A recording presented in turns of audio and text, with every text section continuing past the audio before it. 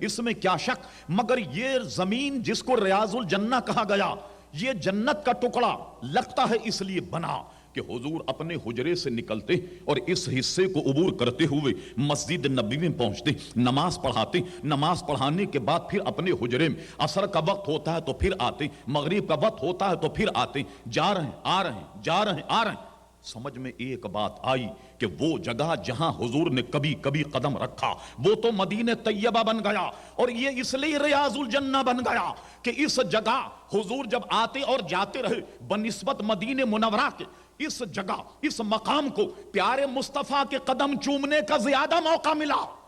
اس لیے جنت کا ٹکڑا بن گیا۔ اللہ اکبر، یہ وہ حصہ، یہ وہ جگہ ہے کہ جو بار بار پیارے مصطفیٰ صلی اللہ تعالی علیہ وسلم کے قدم چومتی رہی، تو عزیزان گرامی وہ جنت کا ٹکڑا بن گیا۔ اور آگے چلیے، اس میں بھی علماء کا اختلاف نہیں کہ جہاں نبی کریم علیہ السلام جلوہ گر، وہ قبر انور،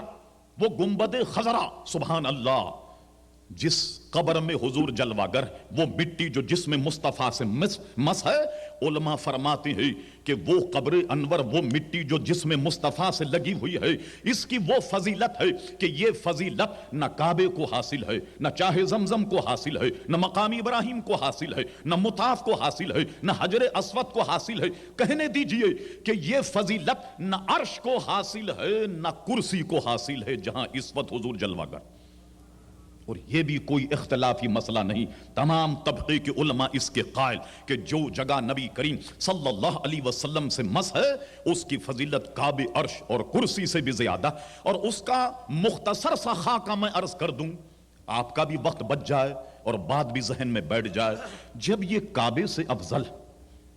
عرش سے افضل، کرسی سے افضل، اب آپ جائیے، جنہوں نے زیارت کی ہے فبے، جو نہیں پہنچ پائے اس بابرکت محفل میں دعا فرمائے کہ رب کریم سب کے لیے سامان فرما دے کہ مدینہ شریف حاضری ہو جائے، بیت اللہ شریف حاضری ہو۔ آپ جائیے، ایک عجیب بات آپ دیکھیں، آپ کی توجہ میں اس طرح مبذول کرا رہا ہوں، یہ جگہ عرش کرسی سے افضل، مسجد جب آپ داخل ہوں گے تو دیکھیے حضور کا گنبد شریف قبر انور، یہ بائیں جانب۔ کبھی غور کیا آپ نے کہ ہر جگہ، ہر موقع پر دہنے کو فضیلت، کھانا کھاؤ دہنے ہاتھ سے کھاؤ۔ یہ تو اس انگریزی تہذیب نے ہمیں بگاڑ دیا، پتہ نہیں ہمیں الٹے ہاتھ سے پانی پینے میں کیا مزہ آتا، اللہ اکبر، کھڑے ہو کر کھانے اور پینے میں کیا مزہ آتا۔ یہ مختصر یہ کہہ دیا جائے تو بے جانا ہوگا کہ جس امت کے پاس اپنے نبی کی ادائیں موجود ہوں، جس امت کے پاس پیارے مصطفیٰ کا طریقہ موجود ہو، جس امت کے پاس حضور کا کردار، کیریکٹر، اخلاق موجود ہو، تو بتائیے ہمیں انگریزوں سے بھیک مانگنے کی ضرورت ہے؟ اقبال اس نقطے کو پا گیا، کہتا خیرہ نہ کر سکا مجھے جلوے دانش فرنگ، سرما ہے میری آنکھ میں خاک مدینہ اور نجف۔ کہتا ہے میں نے جب انگلینڈ کو دیکھا، لندن کو دیکھا، بڑی بڑی تہذیب اور تمدن کو دیکھا، یہ میری آنکھوں میں نہیں بھائے، مجھے اس لیے پسند نہیں آئے کہ اقبال کی آنکھوں میں تو خاک مدینے کا سرما ہے، نجف اشرف کا سرما ہے۔ بتا جس غلام کی آنکھوں میں غبار مدینہ کا سرما ہو سوائے مدینہ منورہ اور اپنے پیارے مصطفیٰ کے، وہ کون سی چیز ہے جو اس کو اچھی لگتی؟ سیدھے ہاتھ سے پیئے، سیدھے ہاتھ سے کھائیے، گھر میں داخل ہوں دہنا پیر پہلے ڈالیے، مسجد میں جب ہوں تو دہنا پیر پہلے رکھیے، ہر معاملے میں دہنے کو، آپ ازار پہنے دہنا پیر پہلے ڈالیے، کرتا پہنے دہنا ہاتھ پہلے ڈالیے، اور اس کو آپ معمول بنا لیجیے، جب کسی کو شے دیں دہنے ہاتھ سے دیجیے، جب لیں دہنے ہاتھ سے دیجیے، تاکہ اسلامی اقدار جو ہیں وہ اجاگر ہوں، لوگوں کو پتہ لگ جائے کہ ہم میں اور پرائے لوگوں میں فرق کیا، اور ہم اگر اپنے نبی کی اداؤں کو نہ اپنائیں تو کیا کوئی دوسرا آن کر کے اپنائے گا؟ ہر معاملے میں دہنے کو فضیلت۔ مولانا آپ کہیں گے یہ کیا بات ہے، آپ تو کانفرنس میں تقریر یہ فرما رہے تھے کہ مدینہ منورہ، گنبد خضرا، حضور کی قبر انور، یہ تو کعبے سے بھی افضل، عرش سے بھی افضل، کرسی سے بھی افضل۔ اس کی وجہ کیا ہے کہ یہ تو مسجد نبوی میں بائیں جانب،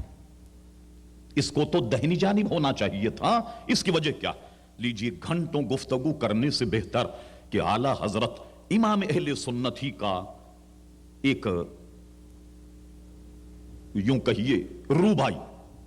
ایک فیصلہ بڑے اچھے انداز میں وہی آپ کے سامنے رکھ دیا جائے تو میں سمجھتا ہوں وہی کافی اور شافی ہوگا۔ اعلی حضرت امام اہل سنت نے یہ تو کہہ دیا کہ حاجیوں آؤ شہنشاہ کا روضہ دیکھو، ارے کعبہ تو دیکھ چکے، اب کعبے کا کعبہ دیکھو۔ یہ کعبے کا کعبہ کیوں؟ امام اہل سنت حج کے بعد مسجد نبوی میں حاضری ہوئی، جیسی داخل ہوئے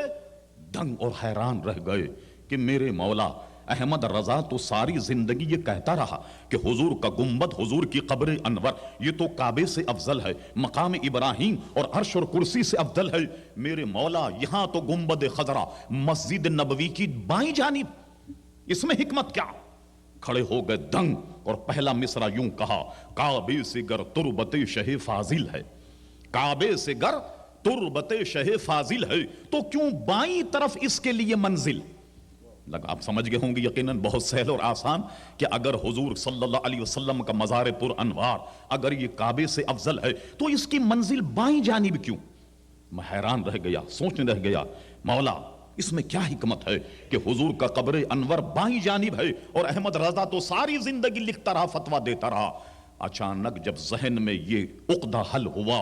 تو سبحان اللہ، آپ یقین جانیے تو یہ امام احمد رضا فاضل بریلوی رحمت اللہ علیہ کا حصہ ہے کہ جو اس کو لفظوں کا جامع پہنایا۔ کہتے ہیں کعبے سے گر تربت شہ فاضل ہے، کیوں بائیں طرف اس کے لیے منزل ہے؟ یہ سوچتے سوچتے کہتے ہیں اس فکر میں جب دل کی طرف دھیان گیا، کہنے لگے میں سوچنے لگ گیا، سوچتے سوچتے میرا ذہن مان اپنی دل کی طرف گیا۔ نبی کریم علیہ السلام کا ارشاد ہے کہ صاحب دیکھیے دہنے ہاتھ سے کھائیے، دہنے کو فضیلت، دہنے کو ہر معاملے میں ترجیح دیجئے، مگر یہ جو دل ہے یہ بھی ارشاد ہے نبی کریم علیہ السلام کہ انسان کے اس بدن میں ایک ایسا گوشت کا لوتھڑا کہ وہ اگر صحیح کام کرے پورا بدن صحیح کام کرے گا، وہ اگر مفلوج ہو جائے پورے بدن کو مفلوج کر دے گا، اور اس لوتھڑے کا، اس گوشت کے ٹکڑے کا نام کیا ہے؟ دل۔